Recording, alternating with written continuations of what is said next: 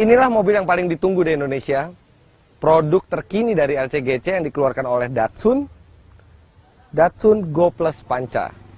Bagi Anda yang ingat, Datsun hilang dari peredaran di tahun 1980-an. Dan kini Nissan menghidupkan kembali brand Datsun itu, tapi bukan seperti Datsun yang zaman dahulu. Mungkin di zaman dahulu Anda pernah mendengar Datsun Bluebird, Datsun Stanza, atau yang paling legendaris Datsun Triple S. Tapi kini Datsun merupakan divisi mobil yang paling terjangkau dari Nissan. Dan ini adalah produk pertama yang dikeluarkan. Go Plus Panca. Panca sendiri berarti 5, artinya mobil ini adalah sejatinya 5-seater. Tapi cerdiknya, untuk pasar Indonesia, Datsun menempatkan 2 lagi kursi di bagian belakang, sehingga mereka menyebut mobil ini sebagai berkonfigurasi 5+2.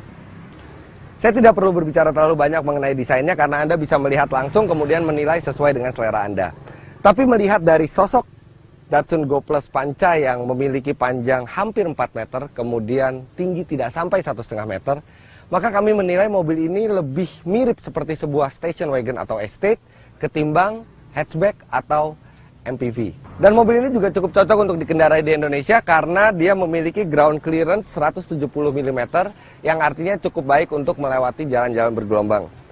Tapi mungkin kalau Anda membeli mobil ini, maka hal pertama yang harus Anda perhatikan adalah bannya.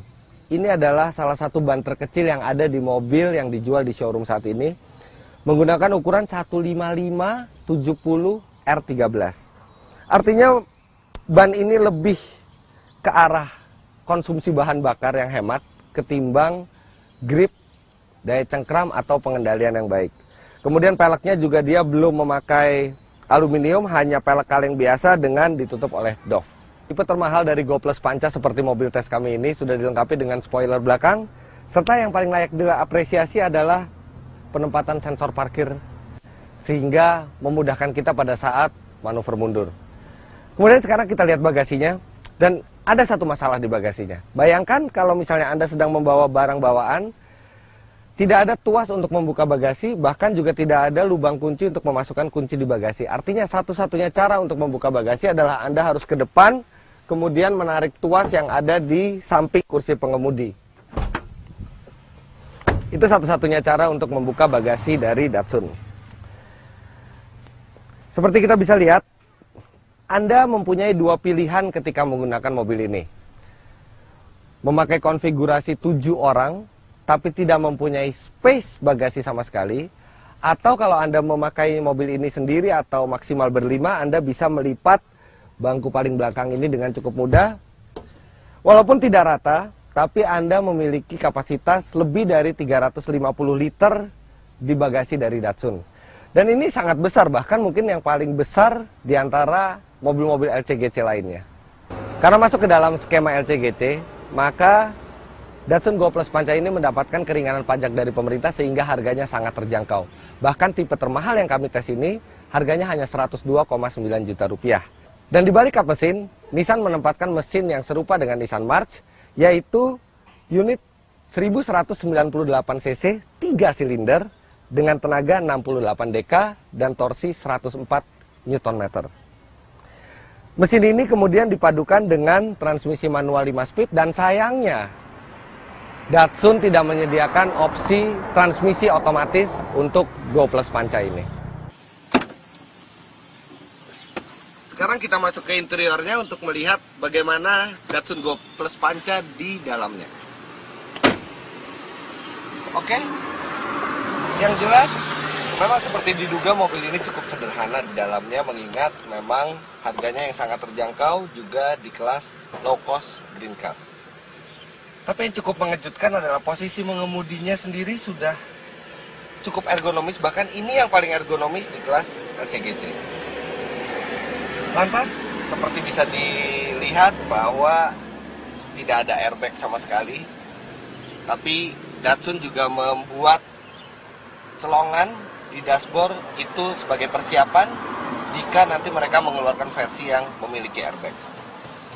Dan yang sangat menarik dari Datsun adalah bagaimana dengan semua kesederhanaan ini mereka berusaha untuk membuat semua tetap ergonomis serta fitur yang ditempatkan di dalam mobil ini adalah yang benar-benar memiliki fungsi, sedangkan fitur yang tidak begitu perlu digunakan itu ditiadakan.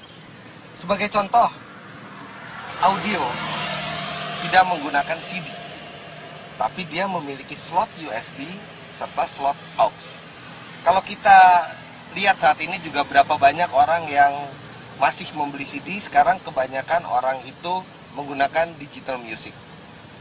Kemudian AC hanya tersedia dua penyetelan, yaitu besarnya hembusan angin serta pengaturan suhu.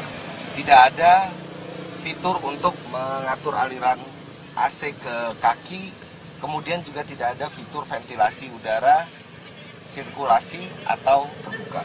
Kemudian Anda juga pasti memperhatikan bahwa rem tangan yang digunakan tuasnya seperti mobil-mobil zaman dulu. Ini memang sedikit kurang enak dipandang, tapi di lain sisi ini sangat ergonomis. Anda tidak perlu membungkuk untuk menarik rem tangan, tinggal tarik begini dan melepasnya pun sangat mudah.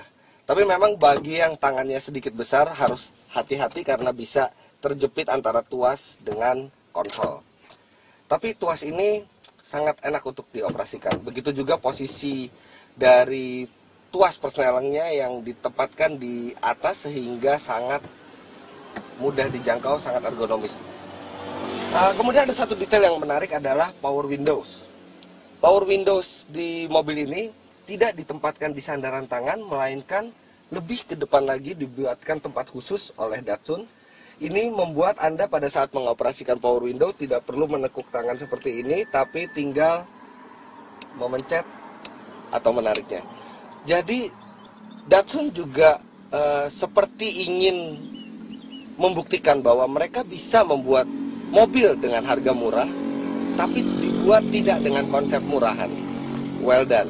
Hal yang unik di Datsun Go Plus Panca adalah tempat duduk yang menyambung dari kiri sampai ke kanan. Jadi apa sebenarnya maksud dari desain seperti ini?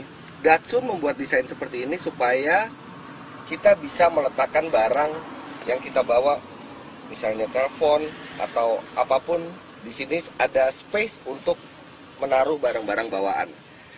Tapi memang kami mengkhawatirkan bahwa sambungan bangku seperti ini justru akan menggoda orang untuk meletakkan anak kecil di tengah. Padahal di tengah tidak disediakan seatbelt, tidak ada ruang kaki, dan kalau terjadi apa-apa, ada anak kecil duduk di tengah, maka dia akan langsung menghantam tuas persneling. Dan jika memang tujuannya adalah untuk menaruh barang-barang, kami sebenarnya lebih suka bila di tengah ini diletakkan sebuah konsol, tapi bukan menyambungkan kursi seperti ini. Secara overall, duduk di kabin depan dari Go Plus Panca ini cukup menyenangkan. Space yang tersedia cukup lega, serta cukup ergonomis. Bagaimana dengan belakang? Kita pindah ke belakang.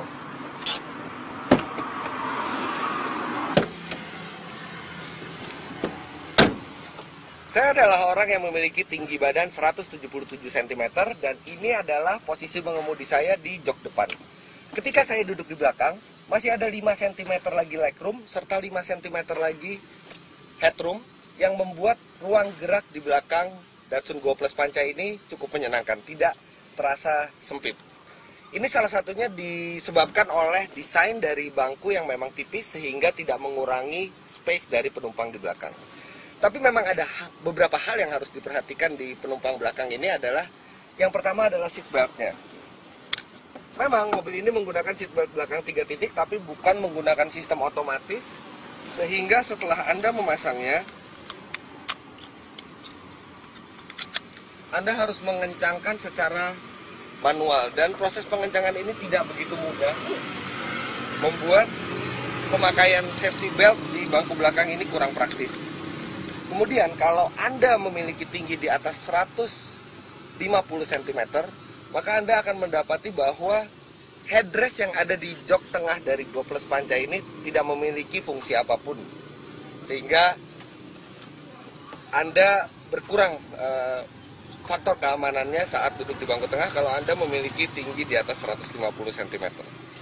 Untuk masuk ke bagian belakang dari Datsun, Anda harus melipat dulu jok tengahnya. Dan ada 2 tuas yang dua-duanya harus dioperasikan secara bersamaan, sehingga agak sulit bagi satu orang untuk melipat dari bangku mobil ini. Oke, bangku sudah terlipat, sekarang kita masuk ke belakang. Akses ke belakangnya juga tidak terlalu mudah. Benar kata Datsun bahwa mereka hanya merekomendasikan bangku paling belakang ini untuk orang dengan tinggi maksimal 150 cm.